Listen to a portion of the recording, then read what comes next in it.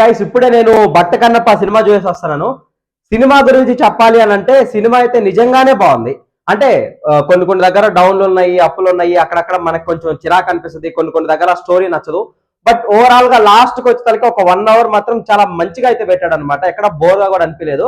Last కి బయటకు వచ్చేసరికి ఒక గుడ్ ఫీలింగ్ అయితే నేనైతే వచ్చానని నాకు అనిపించింది. కానీ మధ్య మధ్యలో ట్రోలింగ్ జరుగుతూనే ఉన్నాయి. సినిమా అక్కడ వస్తూనే ఉంది, మధ్య మధ్యలో నుంచి చాలా ట్రోలింగ్స్ అయితే జరుగుతున్నాయి అనమాట మా విష్ణు గురించి. సో మీరేంటి అని అంటే మంచు విష్ణు ఈ నెగిటివిటీ, దాని తర్వాత ఈ కామెంట్స్, కామెడీ, ఈ చెత్త ట్రాక్ అంతా పక్కన పెట్టేసేసి ఓన్లీ సినిమా కోసం, దాని తర్వాత ప్రభాస్ కోసం కానీ వెళ్ళారు అని అంటే మీకు నిజంగానే నచ్చుతుంది అనమాట. ఫస్ట్ హాఫ్ ఏమనిపించింది అని అంటే స్టార్టింగ్ చాలా బాగా అనిపించింది. కొంచెం వరకు మంచి మంచి గ్రాఫిక్స్ అయితే ఉన్నాయి, కొన్ని షార్ట్స్ అయితే చాలా బాగున్నాయి అనమాట. కొన్ని విజువల్స్ కూడా బాగా అనిపించింది. ఆ అడవి ఎన్వైరన్మెంట్ అంతా చాలా బాగా అయితే చూపించారనమాట.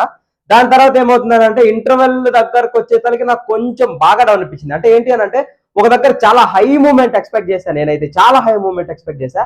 బట్ నాకు అది అంత కాదు కదా, అంత కూడా కనీసం అనిపించలేదు అనమాట. ఏదో అలా వెళ్ళిపోయేసింది. దాని తర్వాత సెకండ్ హాఫ్ స్టార్ట్ అయిన తర్వాత కొంచెం స్లోగా స్టార్ట్ అయినా కానీ దాని తర్వాత లాస్ట్ ఒక 1 hour మాత్రం నిజంగా కొంచెం వర్త్ వాచ్ అన్నట్లయితే అనిపించింది అనమాట. ఓవరాల్ గా సినిమా మొత్తం చెప్పాలి అని అంటే నాకైతే నిజంగా నచ్చింది. అంటే చెప్పాను కదా, స్టార్టింగ్ బాగుంది, మళ్ళీ ఇంటర్వెల్ దగ్గరకు వచ్చేసరికి కొంచెం స్లో అయింది. దాని తర్వాత మళ్ళీ ఇంటర్వెల్ అయిపోయిన తర్వాత మళ్ళీ ప్రభాస్ వచ్చిన దగ్గర నుంచి అయితే చాలా పైకి వెళ్ళిపోయింది అనమాట మూవీ. అంటే ఎలా అంటే ఒక్కసారిగా హైప్ వచ్చేసింది మూవీ మీద. అక్కడి నుంచి చాలా ఇంట్రెస్టింగ్ గా కూడా అనిపించింది. ఆ నుంచి ఇంకా సినిమా అంతా లాస్ట్ వరకు చాలా బాగా అనిపించింది. ఇంకా యాక్టింగ్ చెప్పాలి అని అంటే మీరు నవ్వుకుంటారు నాకు తెలుసు, బట్ బాగానే చేశాడు. అంతా తీసేయాల్సిన అవసరం అయితే లేదు. నాకైతే బాగా యాక్టింగ్ చేశాడు అన్నట్లయితే అనిపించింది. ఇంకా చెప్పాలి అని అంటే నాకు అక్షయ్ కుమార్ ఆ శివుడి పాత్రలో అసలుకే నచ్చలేదు.